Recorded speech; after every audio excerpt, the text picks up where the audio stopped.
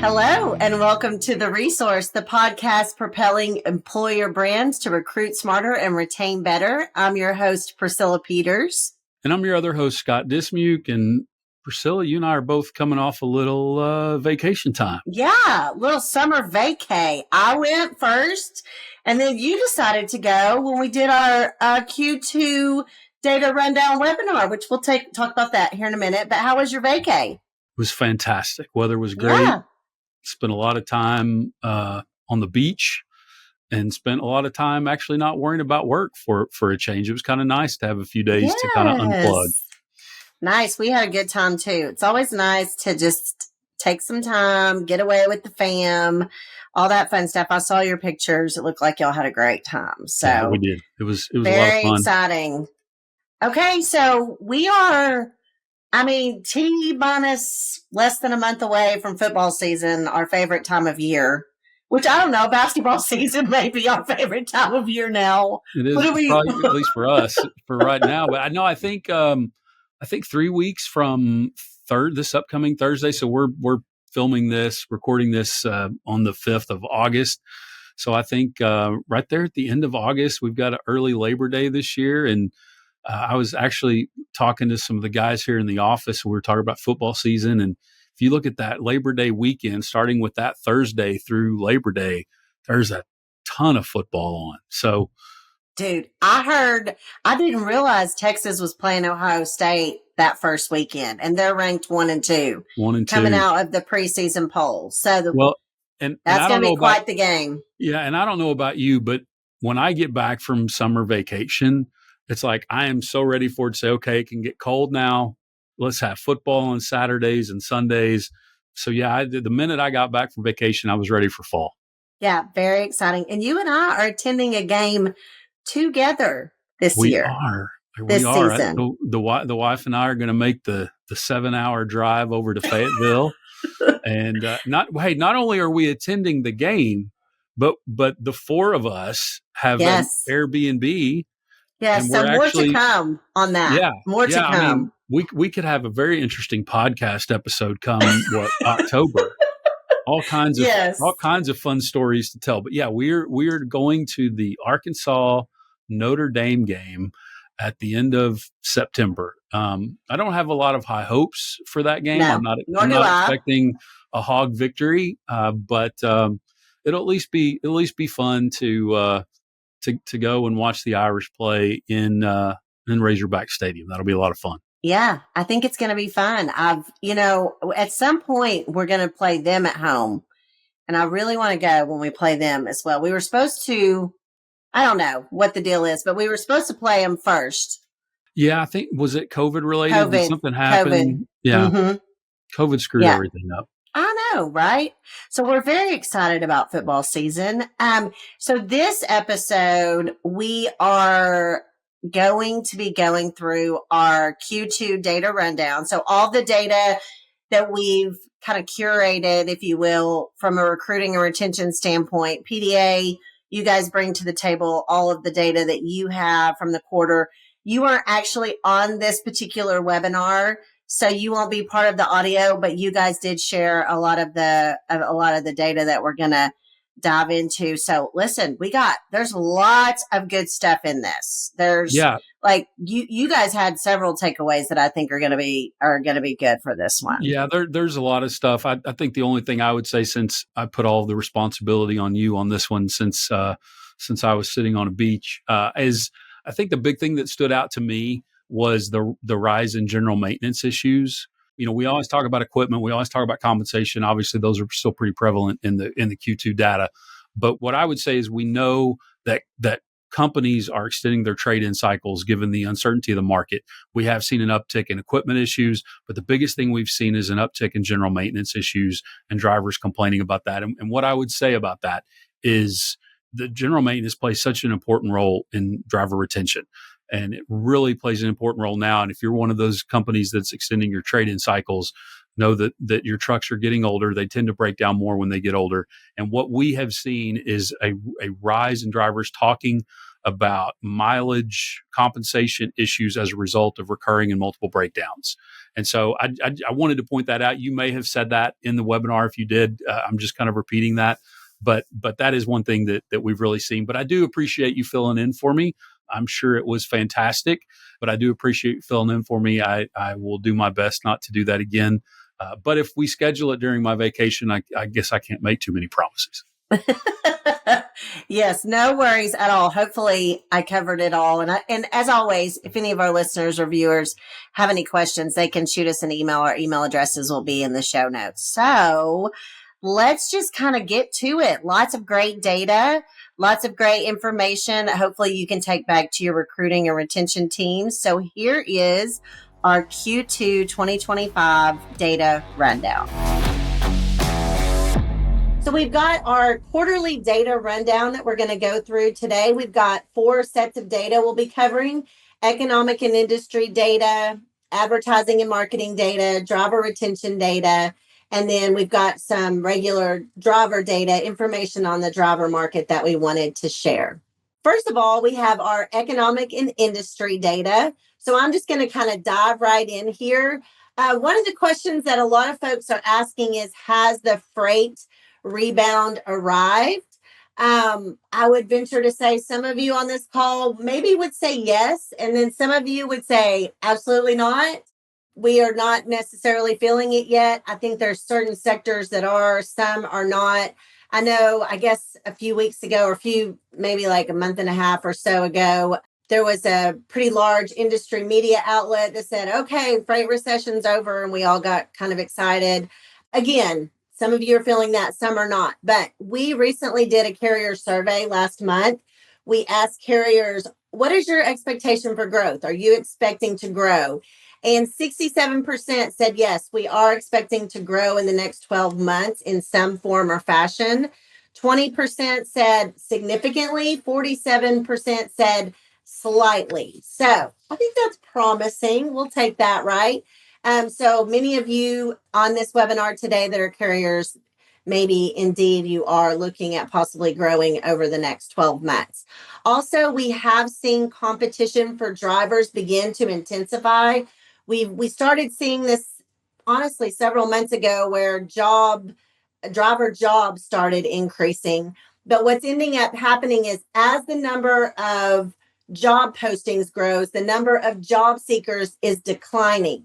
Now, that I do not want you to get this confused with the fact that we're saying there are not drivers looking for a job. In fact, we are seeing where turnover has been beginning to rise. And so what we're saying here is that as the number of jobs are increasing, the number of job seekers per job is declining, because as the competition increases, there are more jobs, right? Then there's less eyeballs on the individual jobs. Now, the highest percentage of drivers that we've asked in the driver survey said that they were looking for a job in the spring. So that was 46.8%. So again, I don't want you to confuse declining number of job seekers per job for a declining number of overall truck driver job seekers. That is not true. Matter of fact, more drivers than have ever told us that they're looking for a job are. It's just that because there's more jobs, there's less job seekers per job. Okay. So hopefully that kind of understand where I'm coming from there. Here's another data set on the carrier survey. And I did have a question in the chat, how many carriers responded? I think I'll have to go back and look to be sure. And you can download this. We just released it, our carrier surveys. You can check out our social channels. But I believe it was around 119, if I remember right. But that number is on the very first page of the carrier survey. So you can grab that there. One of the other things that we asked carriers was, do you anticipate raising driver pay in the near future? There's a lot of people that are starting to begin to talk about that. I know for those of us who have been in the industry for a while, we're sitting there going, what is happening? We had so many driver pay raises, post COVID, in that window of just the crazy freight boom that we had. And driver pay increases. I feel like every time we turned around, we had a different carrier saying, hey, I raised my pay, I raised my pay. And so I think that's very, interesting to look at. 29% of carriers plan on raising pay in the near future. Now, that's 29%, but I feel like a lot of folks are kind of looking at that and thinking about that. Speaking of driver pay, how we are paying drivers has evolved. This is some data that came out of our fleet intel data community. This is really interesting when you look at from 2022 to 2025, how it has evolved, how we're paying drivers. So traditionally, most fleets, and still today, a lot of fleets are still on this cents per mile pay model, but we're beginning to see more and more fleets look at, do I want to have some sort of guaranteed pay model? Do I want to have some sort of percentage pay model, which is something that I've seen really grow? Some carriers are translating their pay to an hourly type of conversation, especially in the recruiting part of, as they're recruiting new drivers, especially younger drivers who might not really understand the cents per mile model. So there's a lot of things going on from a driver pay standpoint. So this is something that you're definitely going to want to keep your eyeballs on, want to make sure that you're up to date and just like how you're comparing, how you're advertising your pay. There's lots of pay transparency laws in place now. Lots of things related to driver pay and how it's evolving. But this we thought was super interesting. And these are in driver jobs, how folks are advertising their pay and paying their drivers. So this was really, really interesting, something that I know we thought you guys would be interested in. Also, we've really kind of seen this surge in home time demand. So it's happened. It's happened. We saw it come up on the driver survey in the spring, and then we also saw it on the carrier survey. So 57% of carriers said most of our drivers are leaving for better home time. Now, when we ask the drivers who are looking for a new job, why are you looking? Many of them said home time. What is interesting, though, is when you look at the data that comes out of PDA and the retention data on why exactly did a driver leave their position voluntarily in Q2 specifically, we're going to go over those numbers in a minute. A lot of them aren't necessarily saying it's definitely because of home time. It's definitely because of home time. But what's ending up happening is a lot of the factors that impact home time are reasons for why drivers are leaving. So, for example, poor scheduling, or what drivers refer to as poor scheduling and poor planning. That might end up impacting their home time, right? So that's something that has come up. But Fleet said, listen, we're having to get really creative with, number one, how we're looking at our operations, because how do I fulfill the expectation that my drivers have on when they want to get home? And then really, how are we communicating that? I heard somebody say the other day, like, home time could just really refer to me getting home on time. So in other words, if I need to get home, if I'm a driver and I need to get home for a specific reason, am I getting home on time for that reason? To see, Johnny play in a football game on Friday night or whatever that might be. And so there's a lot of different things that impact home time, but it is kind of really becoming a central topic when it comes to drivers and retention and how we communicate home time in the recruiting process. Another thing that's gotten a lot of attention lately and just a lot of conversations that we're having with a lot of carriers is this whole idea of the intent of the drivers applying. And we're going to talk about this a little bit more in some of the data we have in a different section. But on our carrier survey, a lot of carriers said that the lack of qualified applicants, meaning like applicants that have the years experience that you want them to have, or they meet the specific hiring criteria that you have, that it is difficult to find those higher quality type of drivers today.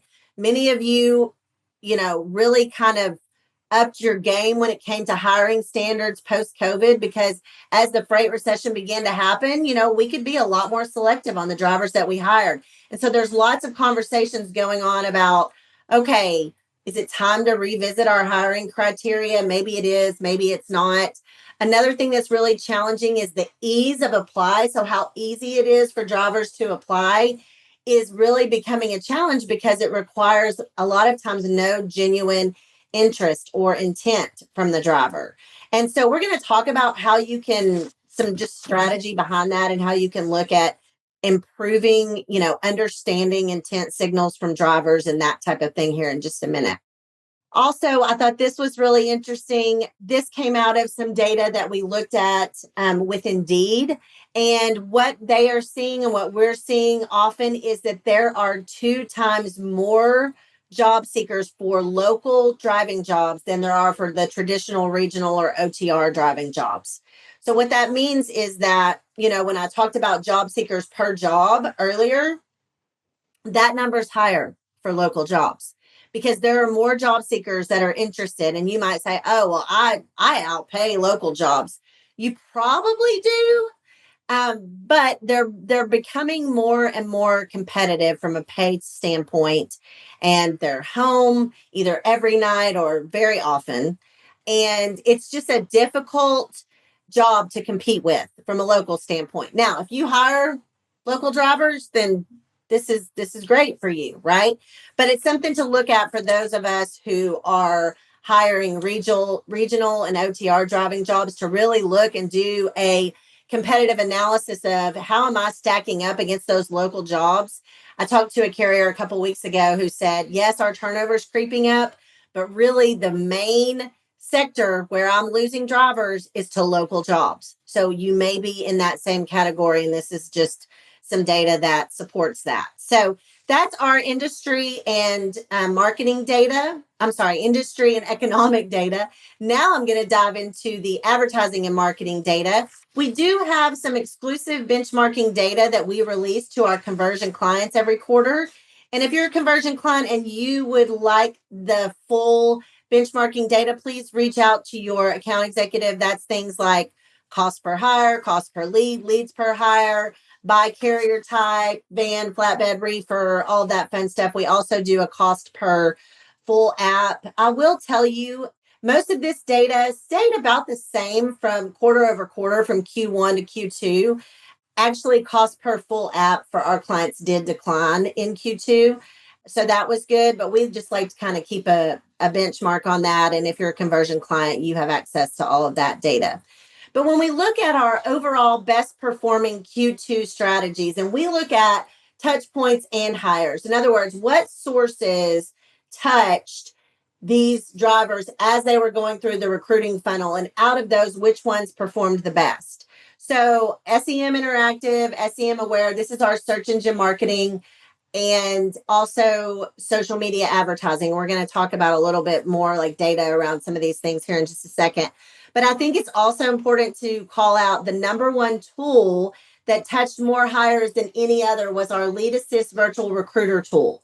And so this uses advanced AI automation to take the short form, nurture that lead, get you to a qualified application, full app, while your recruiters are focusing on closing the ones that you already, those full apps that you already have. So it's basically the technology working kind of in the background for you.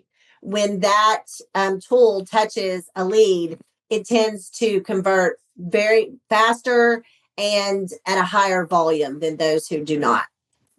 So let's talk about this whole idea of how do we drive more qualified leads? So like I said, we're having this conversation on, I'm getting drivers, they don't have enough experience. Maybe they're not interested. Maybe they filled out a short form, but they really didn't have any intention of looking for, actually aggressively looking for a new job.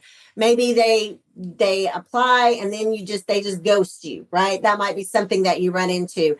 So here's some kind of strategy for you to look at in improving that. So clearly state what your requirements are in the job description. If you require 2 years of experience, make sure your job description is really outlining exactly and clearly what your requirements are. Having a healthy cost per job when you're reaching quality drivers. When you're looking at the search engine marketing interactive, SEM interactive, and specifically when you're looking at platforms like Indeed or ZipRecruiter, it's really important to make sure you have a healthy cost per job. So talk to your account executive about that if you're a conversion client. If you're not, really look at when you're on those platforms, what is the cost per job and am I reaching the quality drivers that I need to? Also, look at refining your short form to look at incorporating some intent signals there. Are you interested in making a switch today? There's certain things you can ask that can create some intent signals for you. Do some market research. Make sure that your pay is really in line with what drivers are getting paid in that market. I can't tell you how many times we will have a carrier say, I'm losing I get these leads and I'm not winning and I don't know why am I not converting these to hires? And often we go in and look and it's like, well, if you looked at your pay and adjusted it just a little, when you look at what you're competing against, it's pretty significant.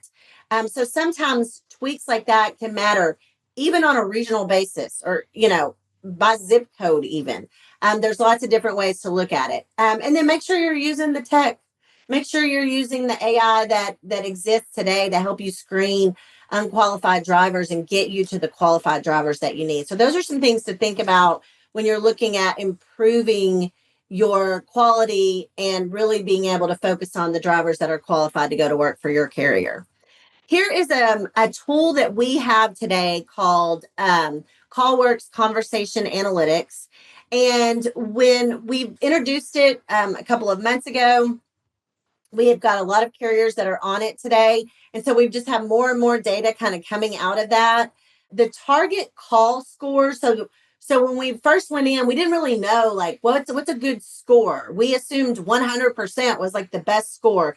But when you look at how the AI is scoring all of these calls, there's so many different things that come into play.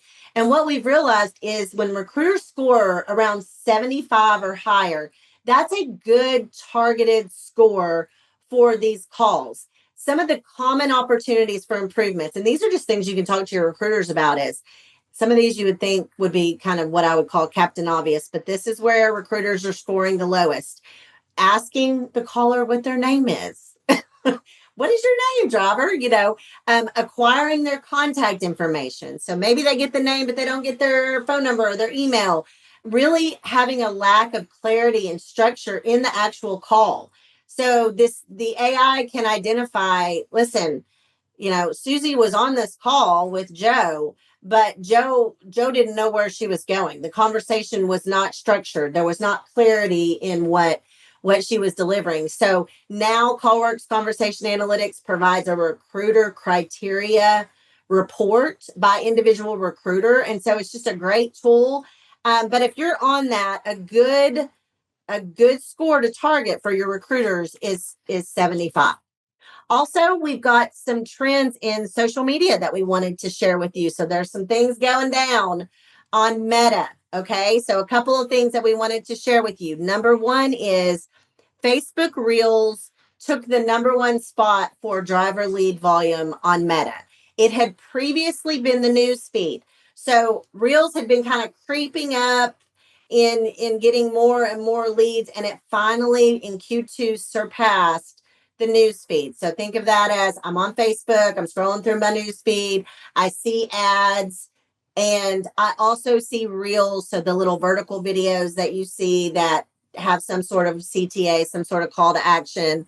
Those are outperforming newsfeed ads now. Now, good news is your strategists are very well, aware of this. The bad news is you might not have any video content or video assets to give them. So let us help you with that. We can help you create video assets. We have all sorts of packages to do that. And we can even come out and do a video shoot and just create lots and lots of them all at once. You can create those with a phone. So this does not have to be high production content. Okay. But they are producing leads at a higher volume than the news feed now, which is a big, big deal. Also, we had a growth in comments and messages from drivers on social ads. So In Q2, drivers left over 17,289 comments in Q2, and our ads produced over 6,000 direct messages on Facebook.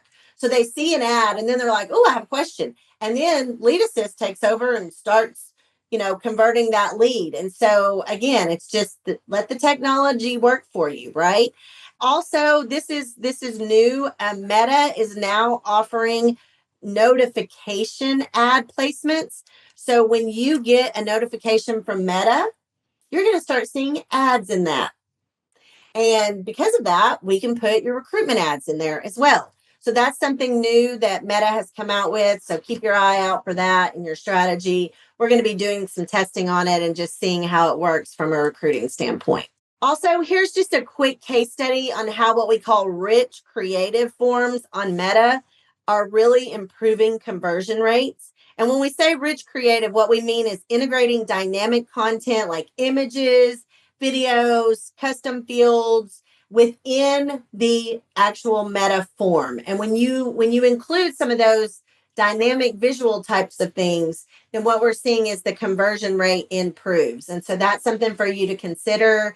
Talk to your account executive about. I know your digital strategists are definitely looking at that as an option for you.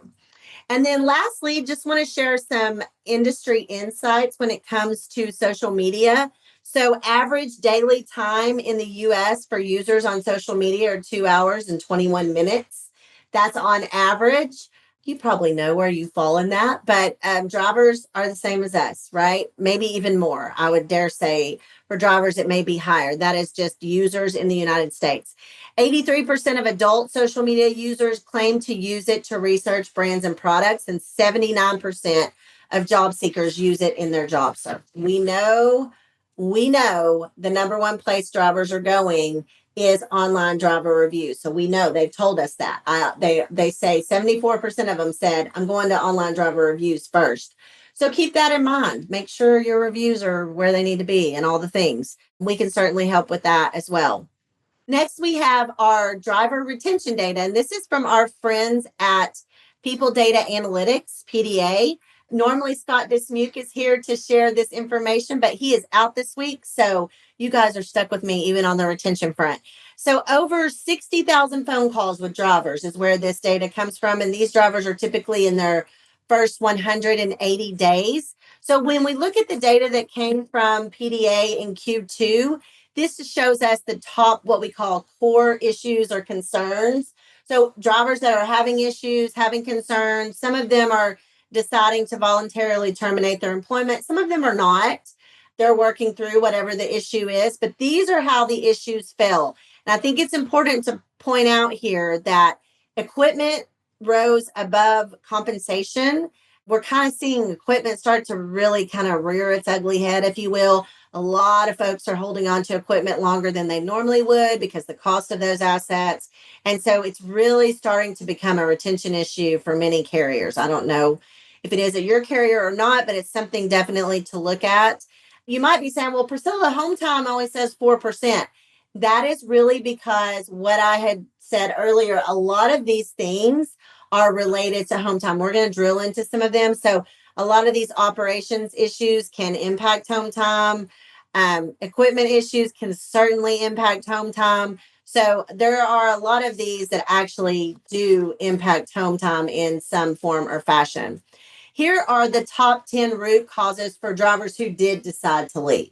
So drivers who said, I'm out, I'm voluntarily leaving my position, and you can see what all 10 of these are. Now, again, I think it's important to point out that 1, 2, 4, 5. I'm just looking at the ones 8. A lot of different ones of these impact home time. And I know that I'm kind of preaching that home time thing right now, but it's because drivers are saying that's one of the main reasons I'm looking for a job. And carriers are saying that's one of the main reasons that folks are leaving. And so I think it's important when you're looking at all of these individual quote unquote root cause issues that you're thinking about how that impacts home time. Okay. So that's really important. Communication and planner issues accounted for 70% of the top frustrations around operations in Q2. So, again, this impacts home time as well. But communication is key. Drivers definitely have an opinion on how you're planning their loads and how you're scheduling them. And so be sure that you're communicating that well. It really helps in retention. When it comes to compensation, overall compensation issues were down from Q1, but miles related compensation issues rose. So drivers are complaining about compensation still, but really it's related to inconsistent miles or no loads available. So again, communicating with your drivers, making sure they understand their compensation, all of that is super important. And then general maintenance issues reached the highest point that they've been in 3 years. Like I said, equipment is really kind of starting to, you know, become more and more of an issue as folks are holding on to their assets longer because of the investment that it takes to buy new trucks or even recycle them out, cycle them out.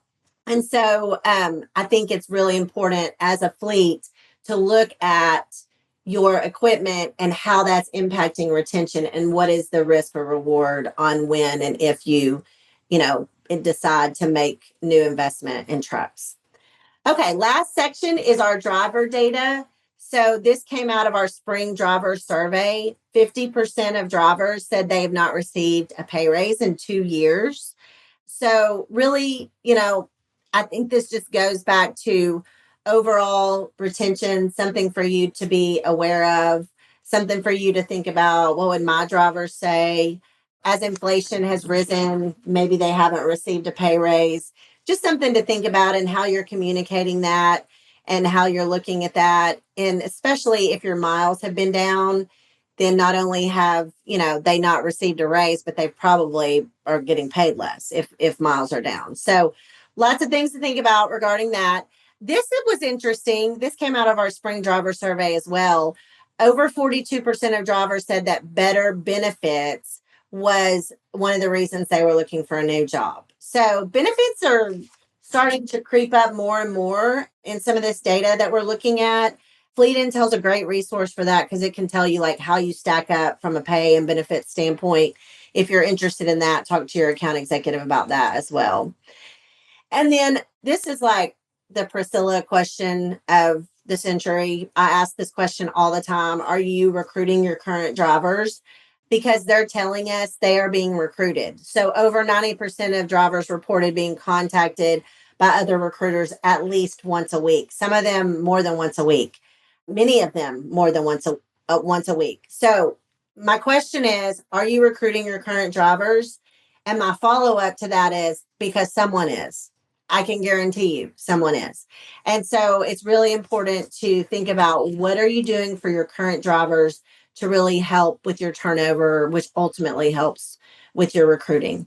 And then we always kind of wrap up our data rundowns showing you what are the top review keywords for the previous quarter in driver review. So what are drivers talking about in driver review? So these are from the top 4 keywords from positive driver reviews and the top 4 keywords from negative driver reviews. Number 4 on positive, this is new to the list. We've never had environment.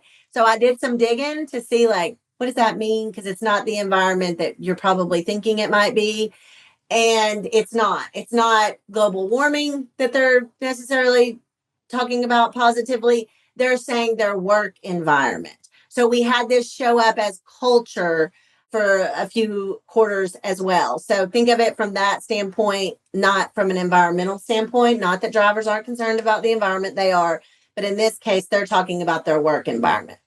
Also, when you look at the negative, stress comes up, management. When you see driver, that just means like, as a lot of times they'll use the word driver in their review, like I do not want to be a driver at this carrier, or maybe they're complaining about another driver. I mean, there's a lot of different ways that the word driver could be used in a review, but those are different call outs for that. And then driver review ratings and the breakdown. I always tell people drivers are super polarizing. They either love you or they don't. And this is a perfect example. So 29% of the reviews were 5-star reviews in Q2. And these are from the reviews, all the hundreds of, or probably thousands of reviews that we review for our clients that are on our reputation management solution. 29% were 1%. And then you can kind of see where the other ones fail. So that's just kind of a breakdown on that. Okay. So that is a wrap up of our driver data rundown.